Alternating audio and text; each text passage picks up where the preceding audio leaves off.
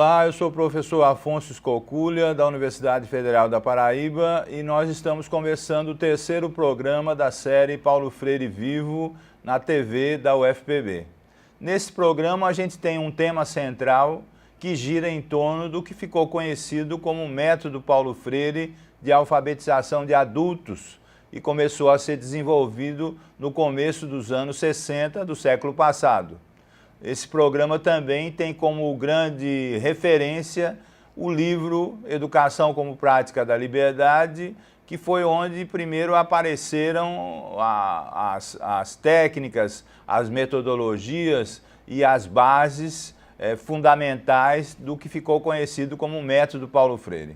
A primeira coisa a dizer para a gente circunstanciar esse programa é que o próprio Paulo Freire tinha dúvida e tinha até uma restrição de se chamar método Paulo Freire, porque as pessoas geralmente encaram o método como se fosse uma técnica, como se fosse uma receita para alfabetizar. Ele gostava mais de chamar sistema Paulo Freire de alfabetização de adultos, mas na prática ficou conhecido tudo isso como método Paulo Freire e se expandiu com essa nomenclatura, então nós vamos usá-la para entender melhor esse tempo e essa produção do Paulo Freire, que é o começo mais visível da sua trajetória, da sua proposta como pedagogo, como educador.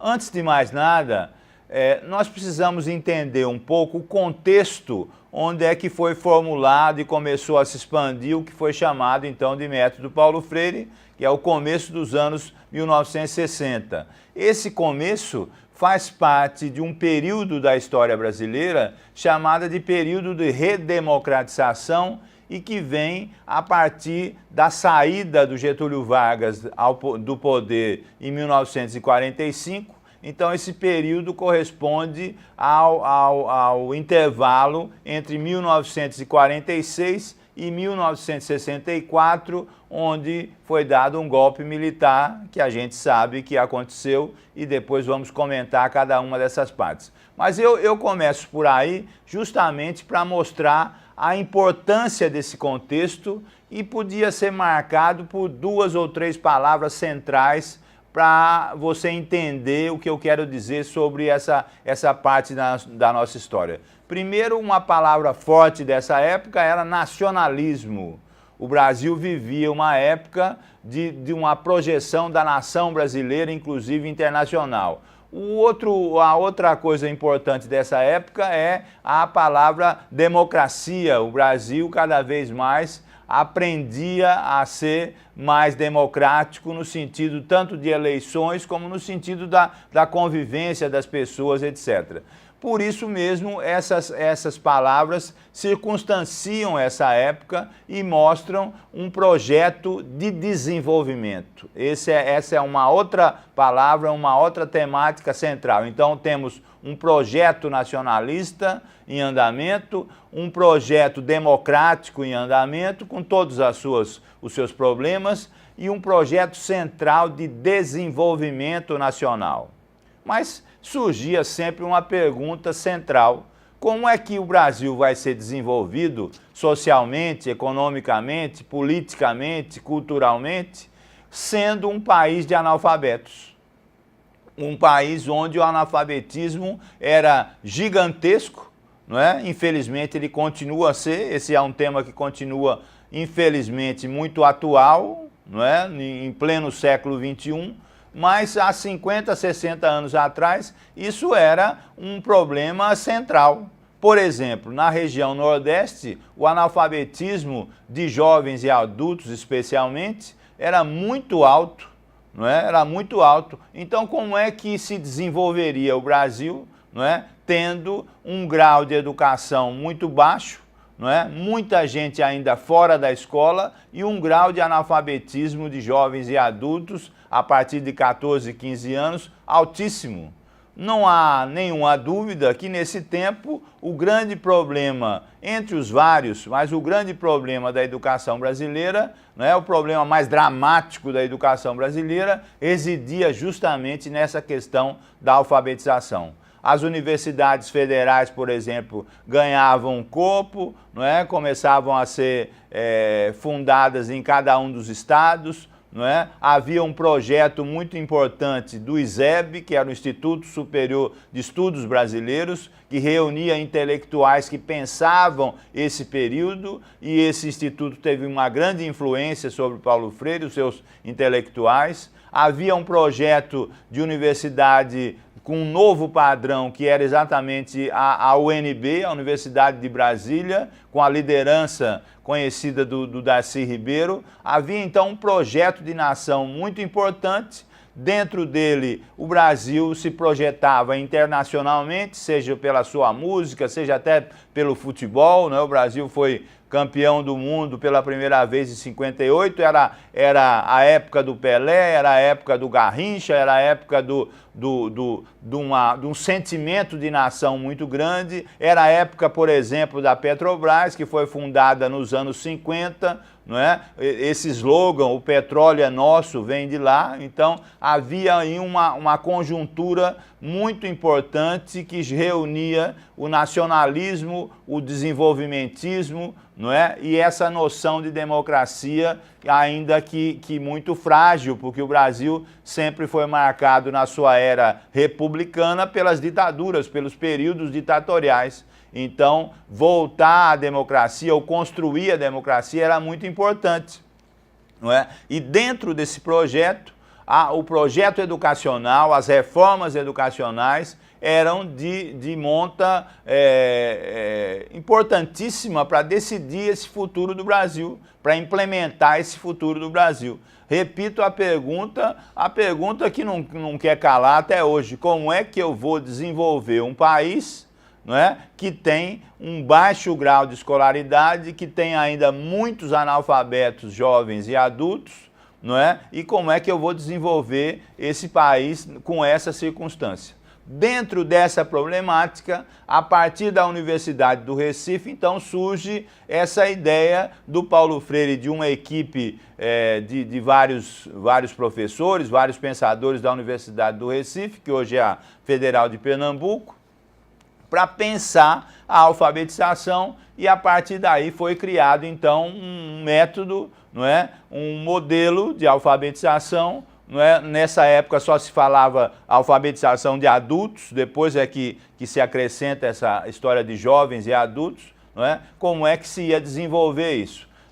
Nos primeiros anos 60, então, vem a proposta do que ficou conhecido como método Paulo Freire, e essa proposta trazia em si uma questão muito forte.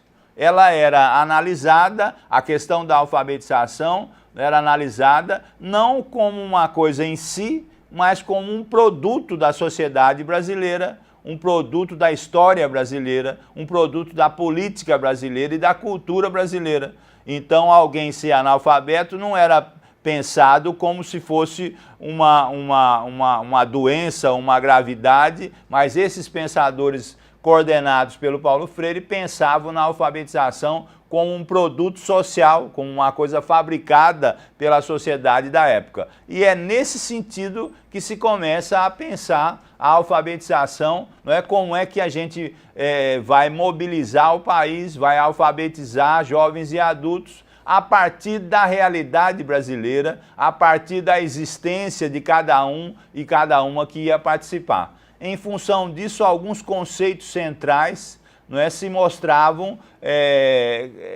principais, fundamentais para entender, para produzir o que ficou conhecido como método Paulo Freire. Não é? As palavras geradoras, por exemplo, que se pensava nesse método, eram as palavras que as pessoas que iam se alfabetizar traziam para os círculos de cultura. Não é? Os círculos de cultura eram pensados enquanto substitutos da escola tradicional. Nos círculos de cultura, como o nome está dizendo, vinha a cultura popular, não é? Para que servisse de geratriz da alfabetização. A partir das palavras que os próprios alfabetizandos traziam, não é? É que se gerava as situações de problematização e de reflexão sobre elas. Uma das coisas, por exemplo, que se propunham era a partir de desenhos, a partir de pinturas, de figuras, não é? Sem palavras. As pessoas que iam se alfabetizar viam aquelas figuras, aquelas pinturas, e a partir delas começavam a discutir sobre elas, e nessa discussão as palavras principais eram tomadas como início da alfabetização. A partir dessas palavras, que eram próprias da existência de cada uma das pessoas que vinham se alfabetizar nos vários movimentos, é que se começava a desenvolver então essa metodologia. Nós vamos depois comentar detalhes dessa metodologia, dessa proposta de alfabetização, mas é importante dizer que ela, mesmo ainda sendo embrionária, começa a se desenvolver a partir do Recife, a partir do Nordeste, a partir dos estados brasileiros que tinham um maior índice de analfabetismo, entre eles a Paraíba. Eu posso citar aqui pelo menos 3 exemplos principais de movimentos em torno do método Paulo Freire que tiveram uma repercussão muito grande. Primeiro, o original, que é o movimento de cultura popular que foi feito no Recife e depois no Pernambuco como um todo, não é, com o apoio do prefeito e depois governador Miguel Arraes, com o apoio da Igreja Católica Progressista, Dom Helder Câmara, com o apoio de intelectuais, de várias pessoas que trabalhavam com animação cultural. Aqui na Paraíba houve uma campanha muito importante, chamada Campanha de Educação Popular. A ela eu dediquei um dos meus livros, depois nós podemos comentar um pouco sobre isso. E também uma que ficou muito conhecida, que foi a experiência de Angicos, no Rio Grande do Norte. Só para citar 3, Pernambuco, Paraíba, Rio Grande do Norte, essa parte aqui do Nordeste do Brasil que teve experiências muito importantes que começaram então a produzir resultados importantes. Depois foram interrompidas pelo golpe militar, como sendo subversivas, etc. Mas isso é um assunto para o nosso próximo bloco desse programa.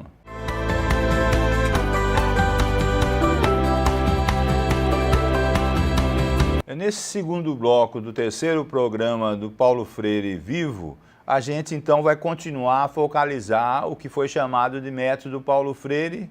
Agora, antes de qualquer coisa, isso vale para toda essa programação da TV UFPB, eu queria chamar a atenção das pessoas no sentido de que a leitura dos livros do Paulo Freire, de textos sobre o que a gente está expondo, é muito importante. Na realidade, esses programas são uma espécie de convite à leitura do Paulo Freire. Não é? Quer dizer, não basta que a gente tenha essa síntese, essa explicação, não é? É importante que as pessoas que estão interessadas, inclusive em praticar isso, não é? Busquem textos, busquem livros, por isso que a gente está sempre fazendo referência aos livros principais. O livro principal aqui, no caso, é um dos livros mais importantes do Paulo Freire, que se chamou Educação como Prática da Liberdade e que a gente já citou nos outros programas. Não é? A partir desse programa, não é? O programa número 3, várias partes desse livro estão compondo o que eu estou explicando aqui como uma parte fundamental do entendimento do que ficou conhecido como o método Paulo Freire. Mas um pouquinho mais sobre essa questão, não é? Sobre o método, ele começava por uma coisa muito importante, não é? Que era a pesquisa do universo vocabular daqueles que iam se alfabetizar. Não é? Para o Paulo Freire e os coordenadores, os que levavam à frente esse chamado método, não é? Era muito importante conhecer as palavras do cotidiano das pessoas, porque era a partir dessas palavras, chamadas palavras geradoras, que a alfabetização ia se processar. Então a pesquisa, olha só o título, a pesquisa do universo vocabular das pessoas, o que elas conversavam normalmente, o que era mais representativo da vida delas, eram as palavras iniciais para que a alfabetização começasse, então, a ser desenvolvida. Esse desenvolvimento se dava num ciclo de cultura, a ideia do ciclo da participação de todos, né? A ideia não da verticalização da sala de aula, mas do círculo de cultura, onde todos podiam participar, colocar a sua visão, a sua cotidianeidade, a sua individualidade, a sua existência, trazer a sua existência cultural para dentro do aprendizado, para dentro da alfabetização. Isso se dava em função de um tema central, de uma frase central que marcou muito essa época, que é: a leitura do mundo precede a leitura da palavra. Veja como isso é significativo. A leitura do mundo antecede a leitura da palavra. Isso era um mote central, era um ponto absolutamente central da metodologia proposta. Essa metodologia, então, partia do universo vocabular das pessoas. A partir desse universo vocabular eram geradas as palavras centrais, geralmente em número de 15, 16, 17 palavras iniciais, e isso tudo era tratado no círculo de cultura com a ideia básica de que o mundo, a leitura do mundo antecedia a leitura da palavra, antecedia a alfabetização. E para o Paulo Freire e a equipe, a alfabetização não era qualquer coisa, não existia em si, mas existia enquanto parte de um processo de conscientização. Vocês lembram dos outros programas que eu disse que o eixo central do Paulo Freire é sempre a ligação entre educação e política. Uma educação pensada para a responsabilidade social, para a mudança social, para a transformação social. Então, para o Paulo Freire e a equipe da Universidade do Recife, para as pessoas que levavam o chamado método Paulo Freire à frente, geralmente professores, estudantes, secundaristas, universitários, isso era muito claro. A alfabetização não se desligava do processo de conscientização, do processo de passagem de uma consciência ingênua para uma consciência crítica. Veja outra coisa importantíssima para essa equipe que levava à frente essa metodologia. Para essa equipe e para os intelectuais da época, o Brasil estava num processo de transição. Transição de quê? De uma sociedade antes marcada, ou muito marcada ao longo de décadas, pela agricultura, pela exportação de produtos básicos, pela fazenda, que agora essa sociedade cada vez mais ia em direção à cidade e o Brasil gradativamente ia fazendo a sua indústria. Então havia uma transição de uma sociedade agrocomercial para uma sociedade urbano-industrial. Veja como isso é importante. E dentro dessa sociedade urbano-industrial, ser letrado, ser alfabetizado, ir para a escola era cada vez mais importante. Se antes não se dava tanta importância a isso, porque as pessoas no seu trabalho, na fazenda, na parte de agricultura não requisitava tanto isso, quando elas iam para a cidade, quando elas queriam arrumar um novo emprego, quando iam trabalhar na indústria que se desenvolvia, era cada vez mais necessária essa questão da alfabetização, pelo menos no seu início e depois da escolarização como continuidade disso. Então, essas palavras geradoras representavam a existência das pessoas e essa existência das pessoas cada vez mais era marcada pela parte urbana, pela parte industrial, não dizendo que a parte da fazenda, a parte rural tinha acabado, ao contrário, justamente por isso é que se falava que era um processo de transição. Com as palavras geradoras, que eram inicialmente básicas no chamado do método Paulo Freire, as pessoas começavam então a decodificar situações existenciais e a partir dessa decodificação iam fazendo novas palavras, iam formando frases, iam formando o seu entendimento do mundo, agora associando a sua realidade com as palavras que conseguiam falar, escrever, etc. Isso foi cada vez mais crescente, ganhou uma dimensão nacional, foi se espalhando pelo Brasil todo. O Paulo Freire foi coordenar o Plano Nacional de Alfabetização. Perceba que o início disso foi na Universidade do Recife, não é? Aqui no Nordeste, e isso ganha o Brasil como um todo, não é? E já havia um projeto para que em pouco tempo se tivesse 20 mil ciclos de cultura. Veja só, 20 mil ciclos de cultura. Agora, tinha uma coisa central que preocupava as forças sociais conservadoras, que alguns chamavam reacionárias, que não queriam que o Brasil mudasse, que o Brasil se desenvolvesse num outro patamar social, não é? Essas forças estavam preocupadas com uma coisa básica. Até então, os analfabetos não votavam.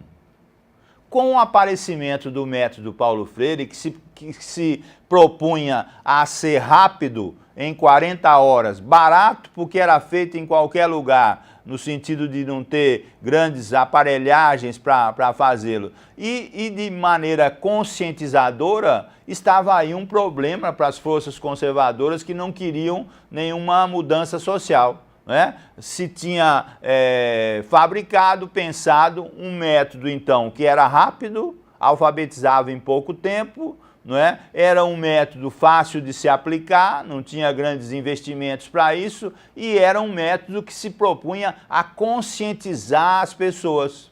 Além disso, depois de alfabetizadas em pouco tempo, elas podiam o quê? Elas podiam votar. Só para vocês terem uma ideia do potencial político que isso trazia, se estimava que no estado de Pernambuco, de 800 mil eleitores, em pouco tempo se poderiam ter 1.300.000 eleitores. Repito o número. Em Pernambuco, isso no Brasil todo, mas em Pernambuco, de 800 mil eleitores, podia-se ter em pouco tempo 1.300.000 eleitores. Em pouco tempo, com essa metodologia, se conseguiria então muito mais eleitores. E eleitores supostamente conscientizados da sua realidade. Eleitores conscientes da sua realidade certamente votariam em pessoas, em candidatos, em políticos mais progressistas que gostariam de mudanças, etc. Claro que isso preocupou desde logo as forças conservadoras, que começaram a criticar esse chamado método Paulo Freire, acusá-lo de ser subversivo, comunista, etc., de fazer parte de um grande esquema de mudança supostamente subversiva que o Brasil passava naquela época. Por outro lado, os políticos populistas começavam a pensar na utilidade disso.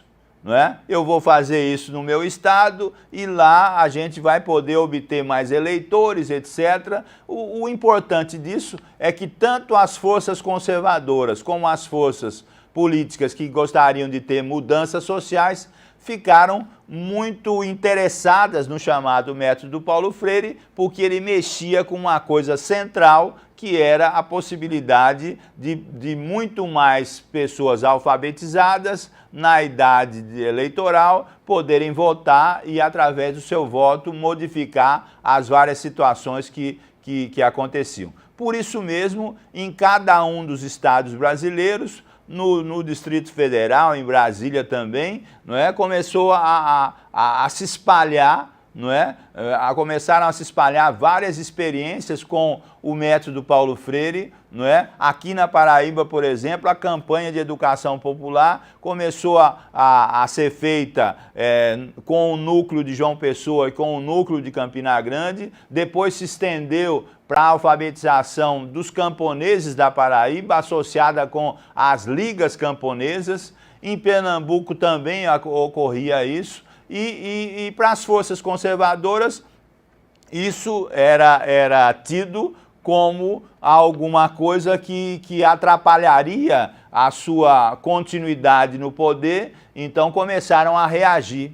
Quando em 1964, foi estabelecido o golpe militar, um golpe na realidade civil-militar e a ditadura, essas forças então procuraram de imediato extinguir, não é, acabar com o chamado método Paulo Freire. Dia 2 de abril de 1964, o Plano Nacional de Alfabetização, que tinha como base o método Paulo Freire, foi extinto como um dos primeiros atos dos militares e dos civis que estavam agora no poder. As experiências ganharam, então,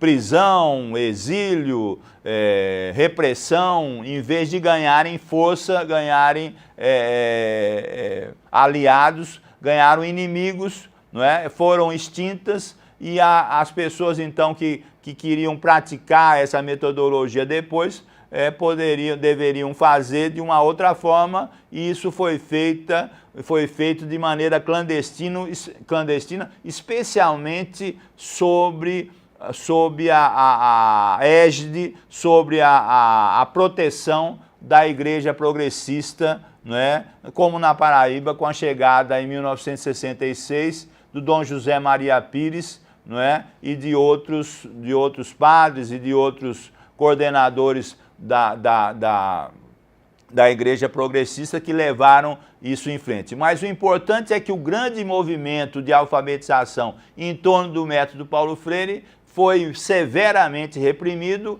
e o seu principal coordenador, o Paulo Freire, foi exilado, não é? Teve que sair do Brasil, foi preso anteriormente, teve que passar 16 anos fora do Brasil e só pôde voltar com a anistia. Não é? Isso é importante da gente marcar, porque a gente está fazendo um desenvolvimento histórico, não é? E nesse programa, então, a gente quis focalizar essa questão do método Paulo Freire. No próximo, a gente vai continuar com o livro Educação como Prática da Liberdade, que é exatamente aonde foram melhor formuladas as diretrizes e as propostas do chamado método Paulo Freire, mas isso já é assunto, então, para o nosso próximo programa. Eu agradeço a atenção e espero que estejamos juntos na próxima. Obrigado, um abraço.